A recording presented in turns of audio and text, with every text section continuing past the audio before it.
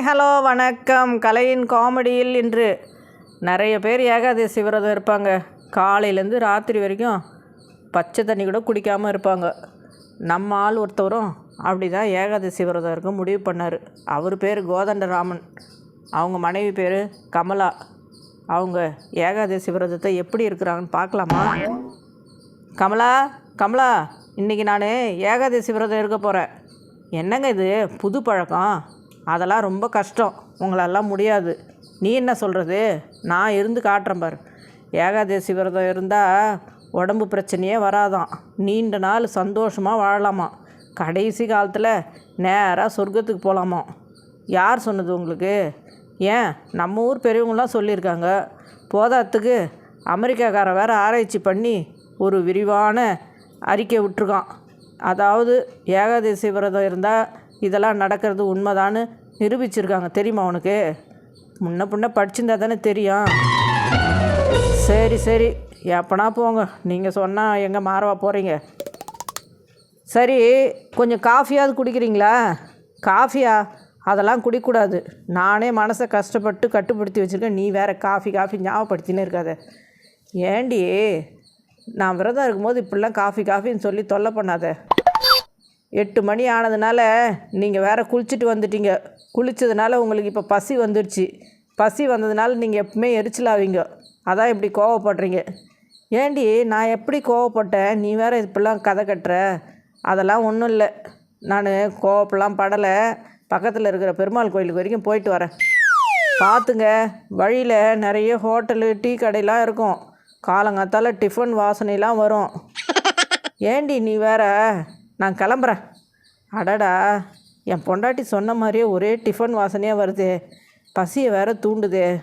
சரி, கோயிலில் ஏதாவது பிரசாதம் தருவாங்க, அதை சாப்பிட்டுக்கலாம் இன்றைக்கி. சாமி, கோயில் பிரசாதம் தரீங்களா? அதெல்லாம் இன்றைக்கி இல்லைப்பா. ஏன் சாமி, இன்றைக்கி ஏகாதசியோன்னு பெருமாளுக்கே நைவேத்தியம் கிடையாதுப்பா. அடக்கடவுளே, அவகிட்ட வேறு ஜவடால் விட்டுட்டு வந்துட்டுமே, என்ன பண்ணுறது? சரி, ஒரு காஃபி சாப்பிட்டா ஒன்றும் தப்பு இல்லை. சர்வர், ஒரு காஃபி கொடுப்பா. சார், இட்லி பொங்கல் வடை எல்லாம் சூடாக இருக்குது சார், சாப்பிட்றீங்களா சார்? ஏன்பா, நான் கேட்டேனா? காஃபி மட்டும் கொடு போதும். வீட்டில் காஃபி சாப்பிட்டா கமலா வேற கிண்டல் பண்ணுவா. ஹோட்டலில் குடிச்சதே அவகிட்ட சொல்லவே கூடாது. வாடா வா, எப்படி இருக்க? நல்லா இருக்கேன்டா. இந்தாங்கண்ணா காஃபி. ஏம்மா, இவனுக்கும் கூடம்மா. அண்ணா, அவர் இன்றைக்கி ஏகாதசி விரதம், காஃபிலாம் சாப்பிட மாட்டார். பரவாயில்லம்மா, காஃபிலாம் குடிக்கலாம். குடுமா அவனுக்கும். என்னங்க, காஃபி குடிக்கிறீங்களா? சரி கொடு, அவனே சொல்கிறான். என்னங்க, 1 மணி ஆக போகுது, நீங்களும் சாப்பிட்றீங்களா? தட்டு எடுத்து வைக்கட்டுமா? ஏய், ஏண்டி இப்படி தொல்லை பண்ணுற? நான் தான் இன்றைக்கி விரதம்னு சொன்னேன்ல, என்னை எதுக்கு சாப்பிடுன்னு சொல்கிற? எனக்கு தெரிஞ்சு என் ஃப்ரெண்டு வீட்டிலலாம் ஒரு வேளை மட்டும் சாப்பிடுவாங்க. நீங்களும் இப்போ மத்தியானம் மட்டும் சாப்பிட்டுக்குங்க, ராத்திரிக்கு சாப்பிடாமல் இருந்துங்க. யார் வேணாங்கிறாங்க? சரி, நீ வேறு சொல்கிற.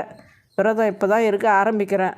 முதல்ல ஒரு வேளை மட்டும் சாப்பிட்டுட்டு விரதம் இருக்கிறேன். இப்படியே பழகிக்கிட்டா அப்புறமா நாள் முழுக்க இருக்கிறதுக்கு ஈஸியாக இருக்கும். வாங்க வந்து சாப்பிடுங்க. இங்கே பாருங்கள், ஒரு வேளைக்கு தான் சாப்பிட போகிறீங்க.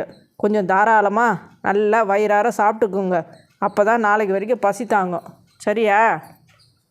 அப்பாடா, என் மேலே தான் உனக்கு எவ்வளோ அக்கறைடா கமலா. நீ பொண்டாட்டி அவள் கிடைச்சதுக்கு நான் ரொம்ப கொடுத்து வச்சுருக்கணும். போதும். என்னங்க, மணி 4 ஆகுது. எனக்கு காஃபி போட போகிறேன். உங்களுக்கும் சேர்த்து போட்டோமா? ராத்திரிக்கு தானே விரதம், இப்போ காஃபி சாப்பிடாமல. இந்தாங்க காஃபி. பிஸ்கட் எதுவும் சாப்பிட்றீங்களா? என்னாடி நீ என்னை கிண்டல் பண்ணுறியா நீ? சேச்சே, அதெல்லாம் இல்லைங்க. வேணும்னா சாப்பிடுங்க, வேணாட்டி விடுங்க. நான் கொஞ்சம் கடை வீதி வரைக்கும் போயிட்டு வரேன். சரி, போயிட்டு பத்திரமா வா. அப்பாடா, நல்ல வேலை அவள் வெளியே போனான். இந்த வயிறு வேறு இப்போ தான் ஓயாமல் பசிக்குது. கிச்சனில் போய் பார்ப்போம். அடடா, வெரைட்டியாக பிஸ்கெட்லாம் இருக்குது. நமக்கு பிடிச்ச வேர்க்கடலை மிக்சர் வேறு. அப்பாடா, இப்போ தான் கொஞ்சம் பசி ஆறிச்சு. பரவாயில்ல, அவள் வரத்துக்குள்ளே சாப்பிட்டு முடிச்சாச்சு. என்னங்க, மார்க்கெட்டில் ஒரே கூட்டங்க. அதான் வர லேட் ஆயிடுச்சு. ராத்திரி நீங்கள் சாப்பிட்றதுக்கு வாழைப்பழம் வாங்கிட்டு வந்திருக்கேங்க. வெறும் வயிற்றோடலாம் படுக்கக்கூடாது. பாலும் பழமும் சாப்பிட்லாம், அதெல்லாம் ஒன்றும் தப்பு கிடையாது. வரும்போது வழியில் சுட சுட பஜ்ஜி போட்டிருந்தாங்க, அதான் 4 வாங்கிட்டு வந்துட்டேன். இந்தாங்க, நீங்களும் 2 எடுத்துக்கங்க. ஏண்டி இதெல்லாம் சாப்பிட்லாமா? அதாங்க, ராத்திரி தானே விரதம், அப்போ தான் சாப்பிடக்கூடாது. இப்போ மணி 6 தான் ஆகுது, அதுக்குள்ளே சாப்பிட்றலாம். 7 மணிக்கு மேலே தான் ராத்திரி ஆரம்பிக்குது, தெரியுமா? சரி சரி கொண்டா, பஜ்ஜி சாப்பிட்டுக்கிறேன். சூப்பராக இருக்குதுடி. அது சரி, வாழைப்பழத்தி இப்போயே கொடுத்துரு. 7 மணிக்கு மேலேன்னா ராத்திரி வந்துடும், சாப்பிடக்கூடாது. இந்தாங்க, 4 வாழைப்பழமாக சாப்பிட்டுங்க, அப்போ தான் பசி தாங்கும். என்னங்க, 8 மணி ஆகுது, நான் உப்புமா சாப்பிட போகிறேன். நீங்களும் கொஞ்சம் உப்புமா சாப்பிட்டு பால் குடிக்கிறீங்களா? உப்புமாவா? என்னாடி அது, விரதம் அதுமா நல்லா ஞாபகப்படுத்துகிற. நினச்சாலே நாக்கில் தண்ணியாக ஊறுது. நீ செஞ்சால் வேறு உப்புமா சூப்பராக இருக்கும். சரி சரி கொண்டு வா. இந்தாங்க, இந்த உப்புமாவை சாப்பிட்டுட்டு இந்த பாலையும் குடிங்க. நான் தூங்க போகிறேம்மா.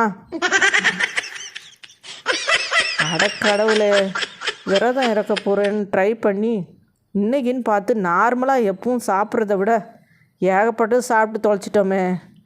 அடக்கடவுளே, கோவிந்தா கோவிந்தா.